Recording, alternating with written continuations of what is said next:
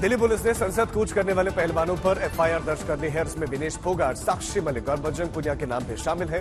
हिरासत में लिए गए ज्यादातर प्रदर्शनकारियों को कल देर शाम को ही रिहा कर दिया गया, लेकिन फिर से जंतर मंतर पर इन्हें धरने की इजाजत नहीं मिली है।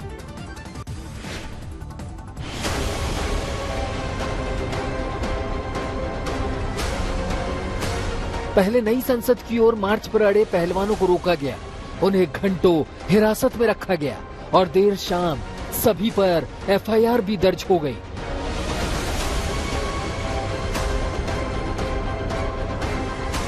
दिल्ली पुलिस ने कुश्ती संघ के चीफ और बीजेपी सांसद बृजभूषण शरण के खिलाफ प्रदर्शन करने वाले पहलवानों और आयोजकों के खिलाफ एफआईआर दर्ज की है। दिल्ली के बाराखंबा थाने में दंगा करने, सरकारी कर्मचारियों के काम में बाधा डालने के आरोप में केस दर्ज किया गया है। एफआईआर में पहलवान विनेश फोगाट, साक्षी मलिक और बजरंग पूनिया के भी नाम है। आप प्राइवेट वीडियो बना रहे हो, ये कौन सा उसमें है? आप भी तो ये गलत कर रहे हो। एक लड़कियों की आप अंदर डिटेन करके रख रहे हो, हम कोऑपरेट करें हर तरीके से। आपने जो किया वो तो पूरे देश ने देख ही लिया है, जो हमारा मान सम्मान बढ़ा है वो तो देख ही लिया है। अंदर महिला अधिकारी थी कोई? महिला अधिकारी 3 बैठे हैं जी। कल जंतर मंतर पर 109 प्रदर्शनकारियों सहित पूरी दिल्ली में 700 लोगों को हिरासत में लिया गया।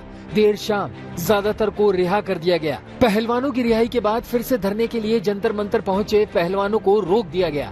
पुलिस ने जंतर मंतर से सारे तंबू, टेंट, चारपाई, गद्दे, कूलर, पंखे सब हटा दिए। अब सवाल उठ रहे कि क्या जंतर मंतर पर पहलवानों का धरना प्रदर्शन खत्म हो गया? पहलवानों की रिहाई के बाद राकेश टिकैत ने भी धरना प्रदर्शन किया। सारे किसान गाजियाबाद बॉर्डर से लौट गए। पहलवानों ने 23 अप्रैल को भारतीय कुश्ती महासंघ के अध्यक्ष बृजभूषण शरण सिंह को गिरफ्तार करने की मांग को लेकर अपना आंदोलन शुरू किया था। बृजभूषण पर एक नाबालिग सहित महिला पहलवानों के कथित यौन उत्पीड़न का आरोप लगा है। दिल्ली से अरविंद ओझा के साथ आज तक ब्यूरो।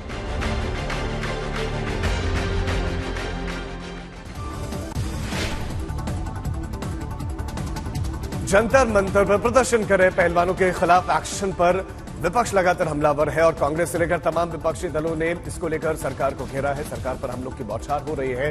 ममता बनर्जी, शरद पवार, तेजस्वी यादव, विपक्ष के और भी लीडर्स ने ट्वीट करके पहलवानों के खिलाफ पुलिस के एक्शन की आलोचना की है। लगातार नाराजगी जाहिर की जा रही है। जब एक तानाशाह अपना राज तिलक कर रहा था, तब हमारे देश की सबसे होनहार बेटियां इस तरह से घसीटी जा रही थी, मारी जा रही थी, डंडों से पीटी जा रही थी। स्याह इतिहास ये और भी है क्योंकि बेटियों का बलात्कारी उस सदन में मौजूद था। बेटियों का बलात्कारी उस सदन में मौजूद था, उसका सम्मान हो रहा था और इस देश की बेटियों के ऊपर पुलिस टूट पड़ी थी। इनके छातियों पे मेडल रहता है, इनकी पीठ से वो पटकनी देती हैं। उन छातियों पर आज बूट थे, पीठ पर डंडे थे और पुलिस उनको ऐसे खींच रही थी कि कोई वो दुर्दांत आतंकवादी हो। नई संसद की तुलना ताबूत से करके आरजेडी घिर गई है। बीजेपी ने तेजस्वी यादव पर हमला किया है तो विपक्ष ने भी ऐसी तुलना को ठीक नहीं बताया। ओवैसी ने कहा कि ये कैसी तुलना है? देश का दुर्भाग्य है और विनाश काले विपरीत बुद्धि। संसद का नया भवन, लोकतंत्र का मंदिर, और उस मंदिर को अगर ताबूत यानी मृत घोषित कर रहे हैं, तब क्या इनके महागठबंधन के लोग संसद में जाएंगे कि नहीं जाएंगे अगले सत्र में? ये दुर्भाग्यपूर्ण है, ओछी राजनीति है।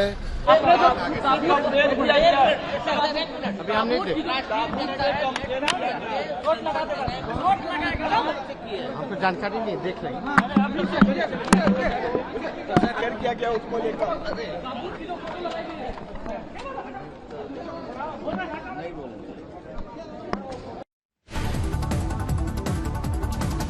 उद्घाटन के बाद नए संसद भवन रोशनी से नहा गया। रात के वक्त में पूरा परिसर जगमगा उठा। लोकतंत्र का मंदिर रोशनी में जगमगा रहा था। देश की जनता की ताकत का एहसास करवा रहा था।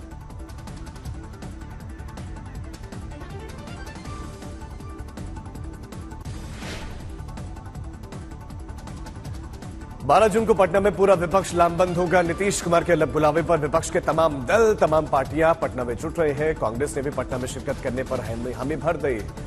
बिहार के मुख्यमंत्री नीतीश कुमार ने हाल के दिनों में घूम घूम कर विपक्ष के तमाम नेताओं से मुलाकात की। अभी सभी पटना में एक मंच पर पहुंच रहे हैं।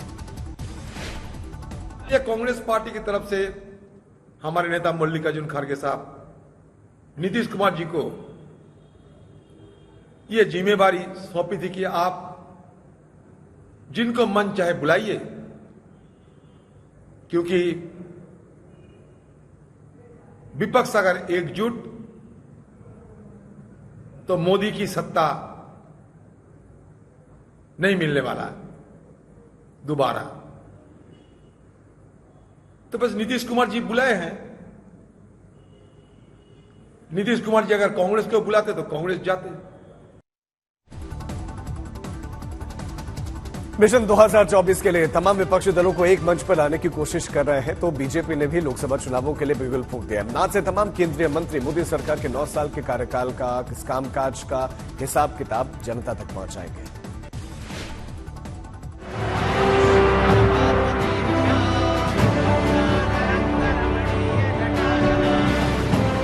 मिशन 2024 के लिए बीजेपी ने शंखनाद कर दिया है। अब बीजेपी जनता के सामने अपनी उपलब्धियों का बखान करेगी।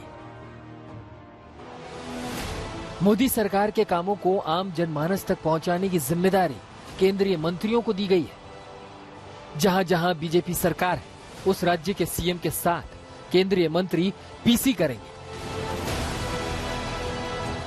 और जहां बीजेपी सरकार नहीं है, वहां बीजेपी प्रदेश अध्यक्ष के साथ केंद्र सरकार के मंत्री मीडिया से मुखातिब होंगे।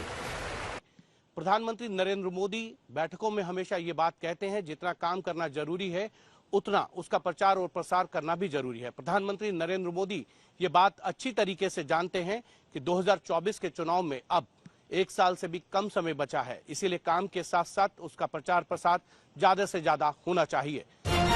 केंद्रीय मंत्री निर्मला सीतारमण मुंबई में, अनुराग ठाकुर अहमदाबाद में, मीनाक्षी लेखी बेंगलोर में, हरदीप पुरी लखनऊ में, अश्वनी वैष्णव गुवाहाटी में, भूपेंद्र यादव भोपाल में, अर्जुन राम मेघवाल हैदराबाद में, जितेंद्र सिंह चेन्नई में, गजेंद्र सिंह पटना में, मनसुख मांडविया कोलकाता में, स्मृति ईरानी रोहतक में और पीयूष गोयल जयपुर में प्रेस कॉन्फ्रेंस करेंगे। रविवार को नए संसद भवन के उद्घाटन के बाद पीएम मोदी बीजेपी मुख्यालय में मुख्यमंत्री परिषद की बैठक में भी शामिल हुए। बैठक की शुरुआत जेपी नड्डा ने प्रधानमंत्री का स्वागत करके की। मीटिंग में गृह मंत्री अमित शाह के अलावा उत्तर प्रदेश के मुख्यमंत्री योगी आदित्यनाथ, गुजरात के मुख्यमंत्री भूपेंद्र पटेल, मध्य प्रदेश के मुख्यमंत्री शिवराज सिंह चौहान, असम के मुख्यमंत्री हिमंता बिस्वा शर्मा, उत्तराखंड के मुख्यमंत्री पुष्कर सिंह धामी, त्रिपुरा के मुख्यमंत्री माणिक साहा, हरियाणा के मुख्यमंत्री मनोहर लाल के साथ सभी बीजेपी शासित राज्यों के मुख्यमंत्री मौजूद रहे। पीएम मोदी ने बैठक में मुख्यमंत्रियों को 2024 के लिए जीत का मंत्र दिया। हिमांशु मिश्रा, दिल्ली, आज तक।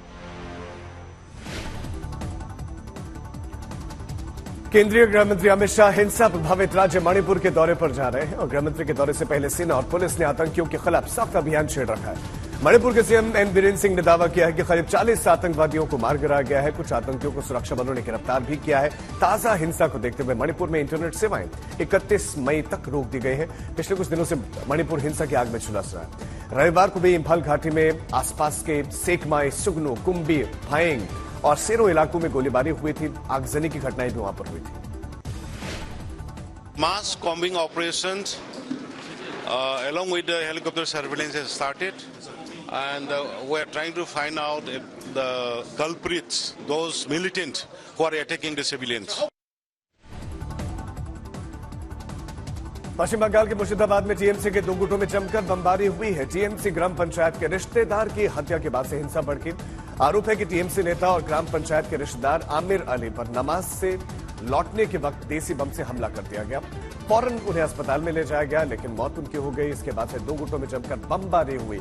मामला इस कदर बिगड़ा कि भारी पुलिस फोर्स की तैनाती करनी पड़ी। Film the diary of West Bengal के डायरेक्टर सरोज मिश्रा ने प्रधानमंत्री नरेंद्र मोदी और गृहमंत्री से गुहार लगाई है। दरअसल सरोज मिश्रा ने फेसबुक पोस्ट किया है और इसमें गिरफ्तारी का डर जताया है। सरोज मिश्रा ने लिखा है कि ट्रेलर के आधार पर बंगाल में एफआईआर दर्ज हो गए। उन्होंने लिखा कि मुझे गिरफ्तार कर बंगाल में मारा जा सकता है। उन्होंने कहा कि सच बोलने के लिए मुझे प्रताड़ित किया जा रहा है। 2 दिन पहले ही film the diary of West Bengal को लेकर कोलकाता पुलिस ने उन्हें लीगल नोटिस भेजा। महाराष्ट्र की शिंदे सरकार ने निर्माणाधीन बांद्रा वर्सोवा सी लिंक का नाम सावरकर के नाम पर रखने का ऐलान कर दिया है और सावरकर की जयंती कल थी। सीएम शिंदे ने ऐसे मौके पर कहा कि पहली बार महाराष्ट्र सदन में सावरकर की जयंती मनाए जा रहे हैं और इस मौके पर उन्होंने कहा कि केंद्र सरकार की तर्ज पर सावरकर का नाम उनके नाम पर वीरता पुरस्कार भी दिए जाएंगे।